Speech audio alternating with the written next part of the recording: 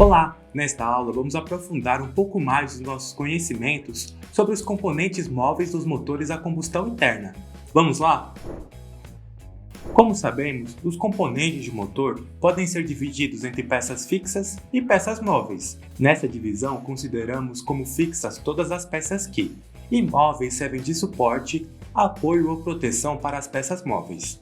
Os componentes móveis são aqueles que se movem com o impulso da explosão ocorrida dentro dos cilindros. As peças móveis dos motores do ciclo Otto e do ciclo diesel são basicamente as mesmas, com algumas distinções devido às diferenças no sistema de combustão utilizado por cada ciclo. As principais peças móveis encontradas em ambos motores a combustão são o pistão, também conhecido como êmbolo, a biela, as bronzinas e as buchas, o virabrequim, que alguns conhecem como cambota ou árvore de manivelas, o trem de acionamento, conhecido também como comando de válvulas, e o volante do motor. A seguir, vamos conhecer as funções, as aplicações e alguns detalhes de cada um deles. O pistão é a peça que se move verticalmente dentro do cilindro. Ele recebe a pressão gerada pela combustão da mistura ar-combustível e transfere seu movimento através da biela para o virabrequim. Enquanto transfere energia mecânica, o pistão realiza grandes esforços alternados. Ele é acionado nos 4 tempos do motor.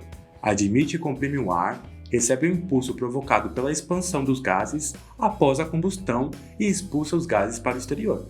Para deslizar livremente no interior do cilindro e para ter arrefecimento rápido, o pistão deve ter baixo coeficiente de dilatação e alta condutibilidade. Por isso, geralmente é fabricado com alguma liga de metais leves. 2 componentes muito importantes do pistão são os pinos e os anéis de segmento.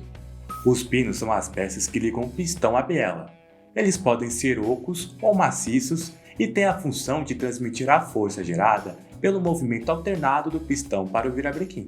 Os anéis de segmento são peças acopladas ao pistão que cumprem as funções básicas. Entre elas, a vedação de compressão, o controle de lubrificante nas camisas e a dissipação do calor entre o pistão e camisa. Os anéis exercem vedação tanto na pressão da compressão quanto na admissão. A biela é a peça do motor que converte o movimento alternativo retilíneo do pistão em movimento circular contínuo do virabrequim.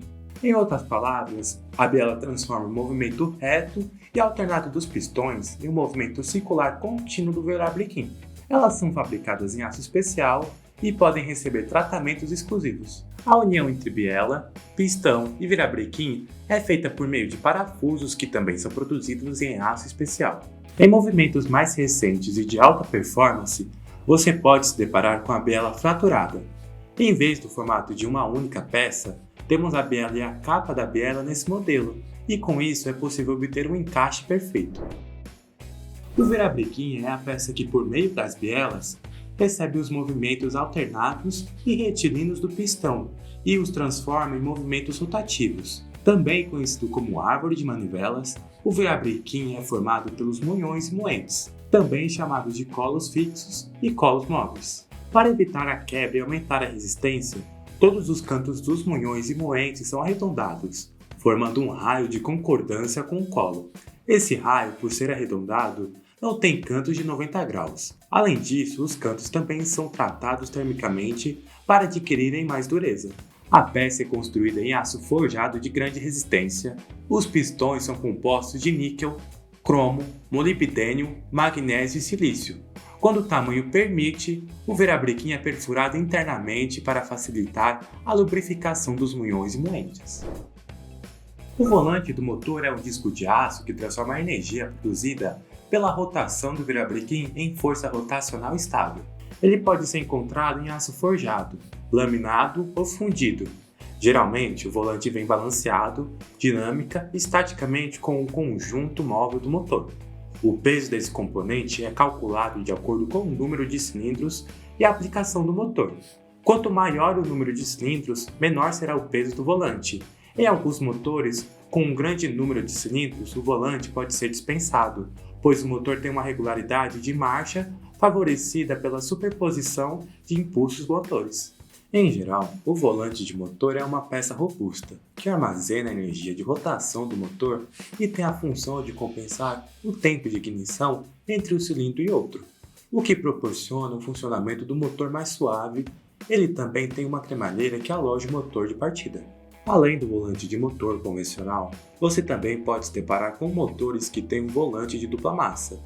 Esse tipo de volante é integrado a um sistema de mola de amortecimento de motor que absorve os choques durante o acoplamento da embreagem, o que reduz as vibrações e os ruídos do sistema motor propulsor.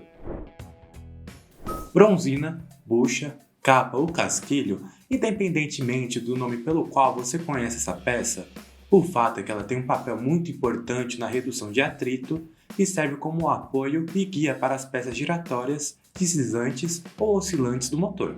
Geralmente, as bronzinas são formadas por duas carcaças, mas também são encontradas em formato de anel. São produzidas em aço, mas seu revestimento interior é feito com metais macios, como o bronze e outras ligas metálicas.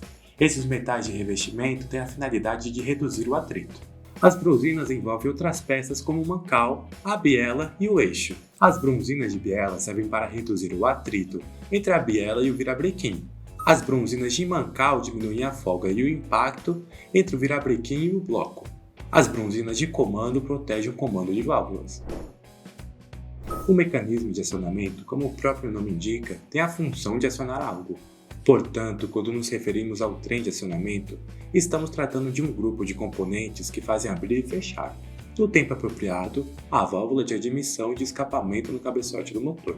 O mecanismo de acionamento pode variar conforme a posição e o número de árvores de comando. Conheça os três principais tipos de comandos. O OHV, sigla para Overhead Valve, cuja tradução é comando de válvulas no bloco. É um tipo de comando que utiliza a árvore disposta no bloco de motor e tem acionamento das válvulas por sistema de varetas e balancins. O OHC, sigla para Overhead Camshaft, e cuja tradução é comando simples de válvulas no cabeçote. Utiliza uma única árvore de comando para acionar todas as válvulas por meio dos balancins. O DOHC, sigla para Double Overhead Camshaft, cuja tradução é comando duplo de válvulas no cabeçote. Por fim, contém duas árvores de comando, que individualmente acionam diretamente as válvulas, garantindo que o movimento executado pelas válvulas seja preciso. O trem de acionamento é um dos componentes que apresenta algumas distinções entre os motores de ciclo Otto e ciclo diesel.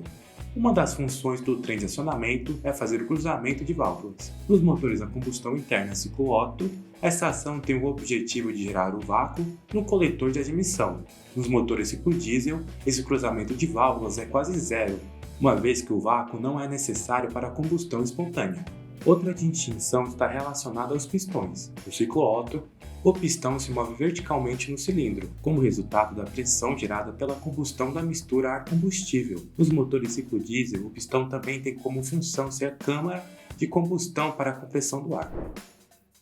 Além disso, os motores ciclo diesel contam com um componente adicional de refrigeração, o jet cooler, que tem a função de conter altas temperaturas geradas no motor. Para isso, é direcionado um jato de óleo lubrificante no centro da cabeça do pistão, como objetivo de arrefecê-lo. Nesta aula, você conheceu a importância dos componentes móveis dos motores ciclo Otto e ciclo diesel, além de ter estudado as funções desses componentes e os materiais utilizados na fabricação de cada um. Prossiga com seus estudos para aprofundar seus conhecimentos sobre o tema. Bons estudos e até a próxima!